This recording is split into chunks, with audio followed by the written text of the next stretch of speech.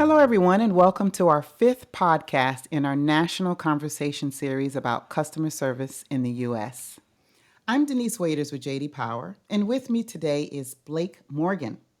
Blake has been called the queen of customer experience. She is an author, an adjunct professor for Rutgers Executive MBA program. She's the host of the Modern Customer podcast, and she's known as a customer experience futurist expert. These are just a few things that describe today's guest, Blake Morgan. Thank you for joining me today, Blake. Thank you. It's really, really good to be here. And we were just chatting before we started recording the show that so many brands, like if they get the J.D. Power Award, it just means so much to them. So I will say congratulations to you for starting the customer service conversation early, being ahead of your time, and recognizing the brands that are doing the good work. Yeah, we're excited about that. So, listen, I appreciate you agreeing to participate in this conversation. And like you said, next month we're going to be publishing our first ever cross industry customer service journey study. And we do want to highlight those brands that are doing well. And so, with this study, we've gathered tens of thousands of customer feedback responses for over 100 brands and across, I think, 12 or 13 industries. And we've also sliced this customer feedback by channel. So we're looking at the assisted channels like the contact center and the retail in-person experience. And we're looking at the digital channels like the company's mobile app, their website, their text and social media channels. So we're really excited about what this study will reveal because, Blake, as you know, customer expectations are on the rise, especially after COVID. And many companies are struggling to keep pace. So the basis of this study and many of the things that we do at JD Power is that a good experience anywhere influences expectations everywhere. So we believe that whether a customer is making a hotel reservation or renewing their auto or health insurance or simply changing their cable or internet plan, they should be made to feel like they are valued. And the experience should be simple and seamless and require minimal effort. And when customers don't feel valued, or if the process is not simple or seamless or requires more effort than they wanted to exert, they'll simply take their business elsewhere. So that's what we found from our data. So Blake, you have a phenomenal background in the customer experience industry. Why don't you tell us a little bit about your background with an emphasis on what it means to be a customer experience futurist expert? I was so lucky that in 2006, I basically fell into this incredibly interesting space of customer experience, and I never looked back. And I've had the opportunity to be a customer experience practitioner at a Fortune 100 tech company. I've done my own thing, had my own company. I've been creating content for many, many years on Forbes and other places just about it is, like you said, so important that we make customers feel valued. And increasingly, the experience is the product. It's not the product because all products are essentially commodities. The only thing that makes brands stand out is how they make customers feel, is the experience. And so I've been doing this for about 10 years, doing the speaking, and I have a podcast called The Modern Customer. And now I'm doing more and more keynotes where companies bring me in to be the headliner and say, hey, let's get inspired. This is important. Let's wake up. Why is this important? So increasingly, I've seen my role change from a journalist to a motivator and a business fitness trainer because so many of us were just asleep. And customer service now is front and center as the customer service world has moved toward digital. Practitioners are facing very difficult times with declining customer experience quality, disruption from technologies like generative AI, really challenging economic headwinds. And so practitioners, especially in customer experience, are facing pressure to show their value to the organization. And so I realize my role is to help them do that. And often people come up to me and they say, thank you, Blake. I've taken your research or your stories and I've shown them to my own teams. And so I am actually in service to practitioners who just need help. They need help. They need money. They need resources. They need confidence. They need all those things. And I'm in service to them. That's awesome. Thank you. Thank you for sharing that. And for sharing your background. So let's talk about the modern customer podcast that you just mentioned. What does the modern customer look like? I think the modern customer just has high expectations. Maybe they're busy. They're working on their phone, they're dropping their kids off at soccer. They expect things to meet them. They expect experiences to meet them where they are. They expect the brand to remember where they were, what they're doing now, where they might need to go. Because we all know these technologies exist, but companies have been slow to enact these technologies around the customer because most brands don't build around what's better for the customer. They often make the decision based on what's best for their own brand in the short term. And so the modern customer is used to these delicious digital customer experiences that are getting from Netflix and Amazon and Apple and Hulu and Peloton, and they're comparing the experience that they have with your brand to these digitally native, compelling customer experiences. So every brand needs to be thinking about how they're building with the customer in mind and thinking about how they're talking to the modern customer every day, how they're taking customer feedback and turning that into fixes to the product, to the experience. And so it's this cycle, it's this mindset. The modern customer expects the modern brand to be in the headspace of the customer experience mindset, which means the employees never rest on their laurels. They're always excited, passionate about how they can add value to the customer's life, how they can reduce stress for the customer at every step. And that's essentially what the modern customer experience is. Every decision, every meeting, the customer is present and the company is thinking about, well, how will this impact the customer? Of course, if we take a step back, we peel back a layer, it starts with the employee. Because an employee that can't do their job effectively, that absolutely impacts the customer experience. So now the conversation around, well, who's the modern employee? What do they need? That has a direct impact on being able to serve the modern customer. That's a great. Those are great examples because I think you're right when you talk about what's happening with the customer, you have to include the employee in that same conversation because your employees are the ones that engage with the customer. So it's important to make sure that those two factions are in sync. So I think that was a great example. Thank you for sharing that. So Blake, what are some of the biggest mistakes that you see companies make when trying to execute on the customer experience? I think the biggest mistake is short term thinking by leadership, being too obsessed with the rules and the short term returns. And I think that the hardest thing about being a leader today is being able to, in your mind, balance short term expectations with long term strategies. Most leaders don't do this well. But increasingly, leaders need to be able to see around corners. And an example of this is Peloton. During the spring of 2020, like so many others, I bought a Peloton bike. I still use that bike and treadmill in classes. I love their content. It's very engaging. Peloton had a huge boom during COVID. Their stock price and sales increased like crazy. Their valuation was $50 billion during COVID. But they didn't see around corners. They didn't see the long term. What happens when COVID ends? Are people going to return their bikes? And when they were making all this money, they started buying up so many things. They bought a factory to build bikes faster. That was $400 million.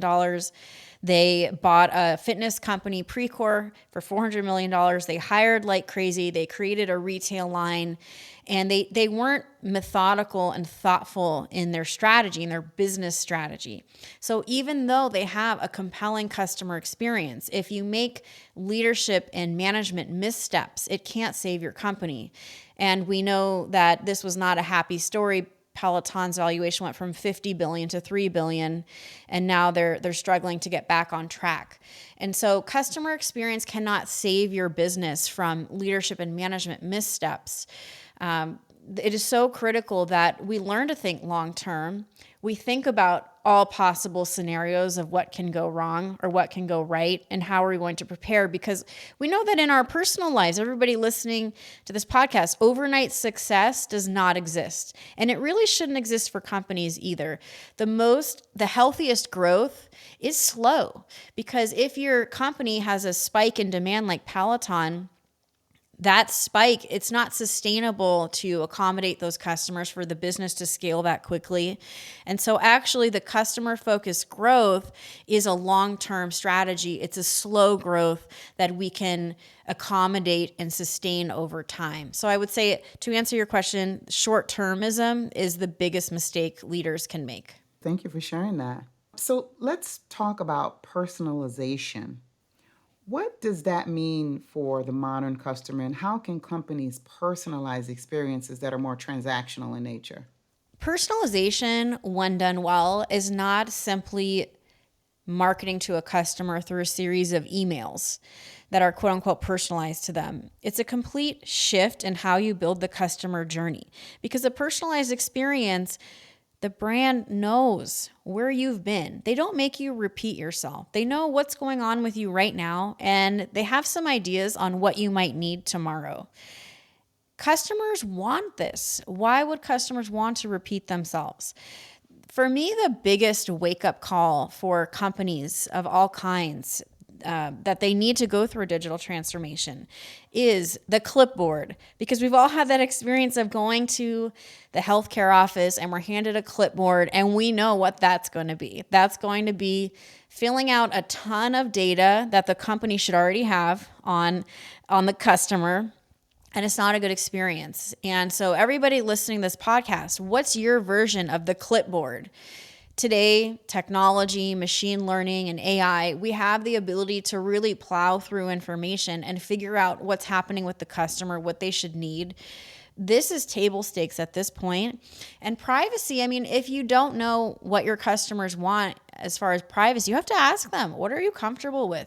Is it uncomfortable for you to hear about XYZ from us? And so you won't know your stance on privacy unless you also talk to your customers. What are you comfortable with? It's like a relationship with a friend. You can't start talking about something very personal with a friend unless you have been given permission to talk about that topic. And it's the same for a customer in a relationship with a business. We have to talk to our customers to understand what they expect from us and what they would like or not like. That's very good, because you're right. There's such a thin line between personalization and privacy. So I think you hit it right on the head there. The clipboard is really a good segue into the next question. So what role does technology play in the customer experience? We're no longer doing manually writing in the data with our pens and pencils, but we're actually using technology. So what has that done for the customer experience? A good customer experience is like when a company gets its pipes improved.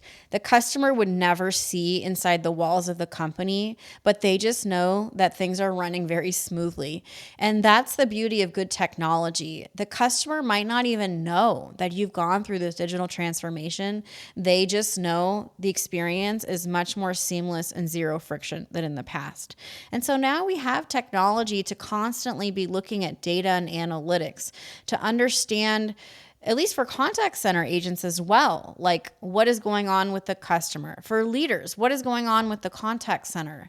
Should we be investing more in operational efficiency? Should we be investing more in digital transformation? And so technology can give you insights into where the gaps are and also how you can solve them. Technology for technology's sake is not ideal. I recently wanted to change a flight with my airline, and I was very excited to see that they had a chatbot to help me. The chatbot popped up and said, "Hey, I'd be happy to help you here." And I said, "Oh my gosh, it's so great. This big airline is becoming more tech savvy."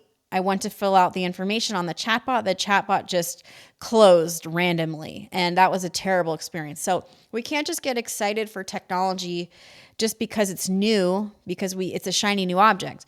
We have to think about the customer journey. We actually have to walk through the customer journey ourselves and say, is this technology adding value? And inside the company, unless employees believe in what you're doing, employees don't have to use the technology you provide to them. So I think it's that constant conversation with the CTO among the different business units. The CTO that knows they have two ears and one mouth for a reason. They have to be listening. And so the technology strategy should be methodical and slow. And we can't just rush toward generative AI and all these things just because people are talking about it. We have to think, what are the implications of using these technologies? And are they actually moving the business forward and creating efficiencies? All right. So Blake, you've written a couple of books. Tell us a little about your latest book, The Customer of the Future. The Customer of the Future was my second book. I'm actually writing a third book right now on customer focused leadership because through that book, The Customer of the Future, what's happened is the customer experience conversation has up-leveled into the boardroom. So now increasingly CEOs care about customer experience and it's on their agendas. And so The Customer of the Future really talked about the psychological, technological, and other aspects of customer experience strategy. But now we've moved beyond that to, okay, customer experience is now at the leadership level. So what are the implications of that for leaders? How do we create a customer-focused leader? What does that mean for them? So The Customer of the Future, again, my second book, a segue into what's happening now, which is really the leadership conversation. So if we're to up-level the customer experience conversation, which is traditionally around contact centers and customer service, if we up-level that, if we broaden it, what does it look like? Then we start talking about how do you instill the customer experience mindset. Then you start talking about short-term versus long-term profits. Then you start talking about leadership challenges and management challenges. And so I'm excited that the Customer of the Future really set the stage for this broader conversation around if your CEO is your chief customer officer, how does that change the game? If you're not just providing lip service to customer experience, how does that look different at the C-suite level? And so that's what's on my agenda right now. And I'm just so grateful to be able to be writing my third book on this topic because, again, this topic is always changing. And customer experience today, it's really just business. It's a synonym for business because every company now has to realize that the experience is the product. Yes, I agree. We are actually in an experience economy. I know there have been many books written on the topic, and I mean, we're actually living in that era. So um, everything needs to be an experience, and if it's not, you are kind of falling behind your competitors. So I agree with you on that, Blake. So as I mentioned at the top of our podcast, our cross industry customer service journey study will be published next month, and the brands are in all types of industries from financial services and utilities, internet, retail, health, hospitality. So, just for fun, can you predict which industry or industries might rise to the top? I know this may be a trick question because we don't have the data back, but just for fun, what do you think? For me, one of the most exciting industries is financial services. We have seen so much disruption in finance in the last 10 years. And I even had the opportunity to go speak in front of the CEO of the Federal Reserve Bank and his different leaders and their clients. And one of the things everyone was interested in, which is the idea of the super app, that like Tencent in China, where you have one app for all of your transactions, for everything, one app, which is Tencent, it's WeChat, and you're making purchases through it. It's your bank, it's your Facebook Messenger, it's your everything. And so now Elon Musk, which we thought at the time he might be the first mover on that everything app, he's starting to do that, and he rebranded Twitter to X. And I think that's interesting to see. Increasingly, it's the technology wars of who is going to capture more of the customer experience. As far as what industries are doing the most interesting things, in these industries that are not loved by consumers, there's always a shining star like Progressive Insurance, that Trisha Griffith is the CEO of Progressive. She quadrupled Progressive Insurance stock in the last 6 years by doing the things we're talking about in this podcast, by looking at a digital transformation when it comes to the claims process, by pushing the bounds of leadership by really thinking about employee experience. Here's a CEO that sits at the lunch tables and she'll just walk up to a random group of employees and eat lunch with them. This is the type of leadership that is required in our new world. So, as far as which industry is going to rise to the top, every industry will be disrupted by technology. But as far as what industry will be disrupted first, I think we'll see these first movers kind of up level the entire industry, like Progressive Insurance, like maybe what Elon Musk is doing over at X at Twitter. So we'll see. Yes, I'm excited about what the future holds and all the things that people are doing today, all these disruptive companies and how they are elevating the customer experience for their organization, which means it's elevating it for all. So we're in exciting times as far as I'm concerned because I'm so passionate about this industry. So Blake, I'd like to thank you for participating in our podcast today. And I certainly appreciate you sharing your insight and hope you will join us again. Thank you so much, Denise. It's really an honor to get to talk to the folks at J.D. Power, to talk to you. And I am so excited for your report to come out. And I really look forward to reading it and sharing it with my audience too. Well, thank you so much. It's been my pleasure. And to all of our listeners, I want to thank you as well for tuning in. And if you'd like more information on today's topic, please visit us on our website at jdpower.com/business. Till next time.